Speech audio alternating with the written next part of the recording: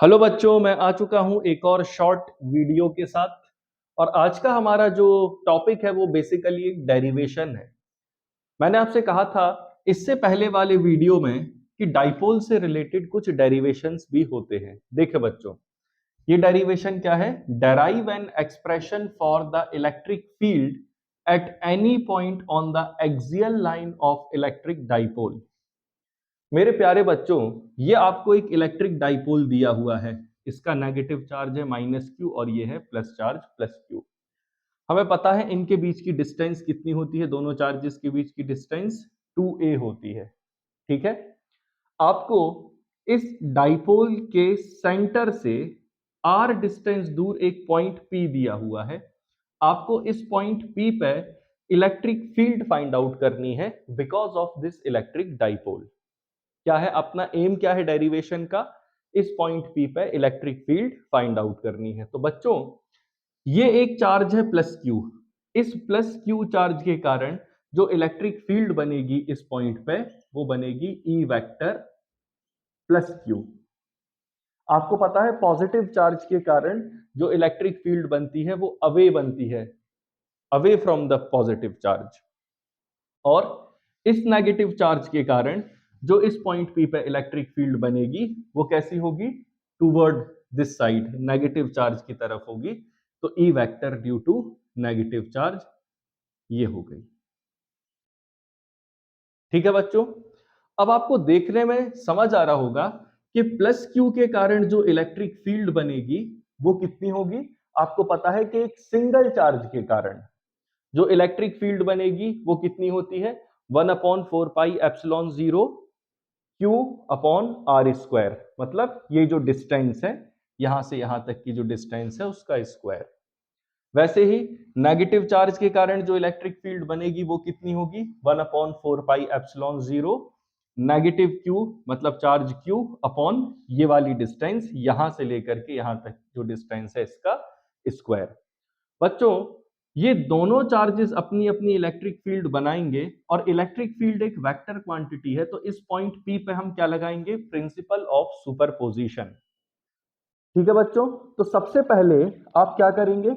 इस positive charge के कारण इस पॉइंट P पे जो इलेक्ट्रिक फील्ड बनेगी E vector at point P due to positive charge, यहां से लिखना शुरू करते हैं।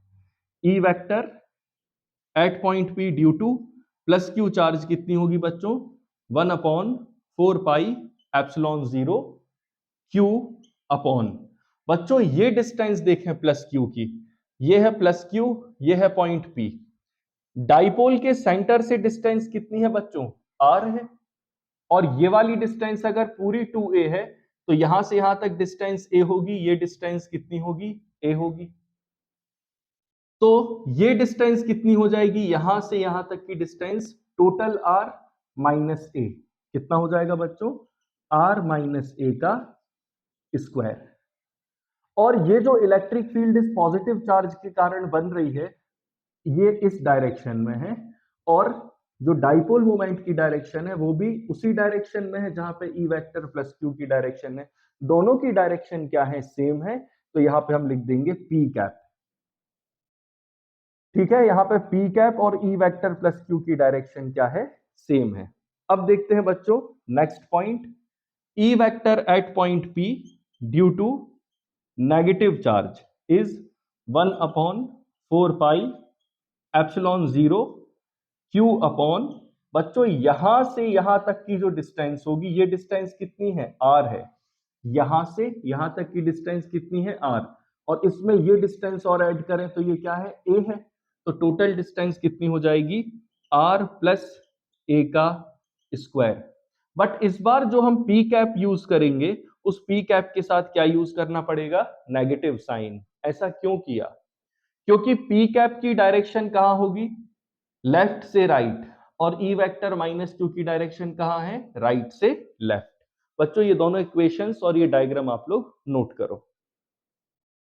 नोट कर लिया? अब हमें पता करना है total electric field at point P due to electric dipole is E vector +q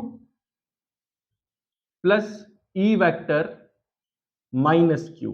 ठीक है, तो total electric field at point P is, ये वाली electric field 1/4 pi epsilon 0 Q upon ये R माइनस ए का स्क्वायर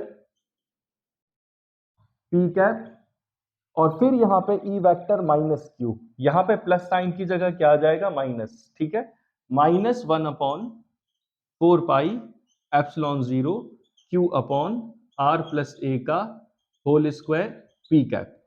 बच्चों इसमें से Q और P कैप को अपन कॉमन ले सकते हैं, 1/4 पाई एप्सिलॉन 0 को भी कॉमन ले सकते हैं, तो यहां क्या आ जाएगा, Q upon 4 pi epsilon 0 1/R minus ए का square minus 1/R plus a का स्क्वायर, और यहां आ जाएगा P कैप। ठीक है, अब क्या करना होगा, यहां पे R minus a square R plus a square इनका एलसीएम लेंगे तो आएगा R minus a square multiplied R plus a square.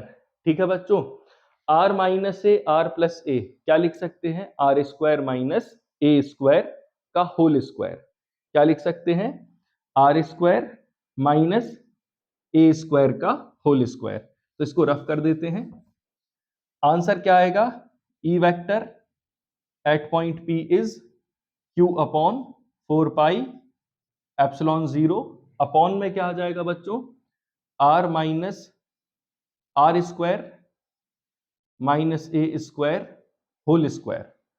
बच्चों जब आप एलसीएम लेंगे तो यहां पे क्या आ जाएगा, R plus a square minus R minus a square, R plus a square minus R minus a square, और P कैप बाहर रहेगा, यहां P कैप लिख देते हैं।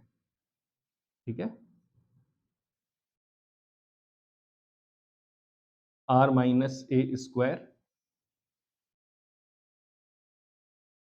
और सबसे बाहर P कैप। ठीक है, अच्छे से दिख रहा है ना ये, ओके। बच्चों आप लोग ये डेरिवेशन जो मैं करा रहा हूं साथ में नोट भी करते चलो, ठीक है, क्योंकि बोर्ड में स्पेस नहीं है मेरे पास। अब हम इसको रफ कर देते हैं यहां से।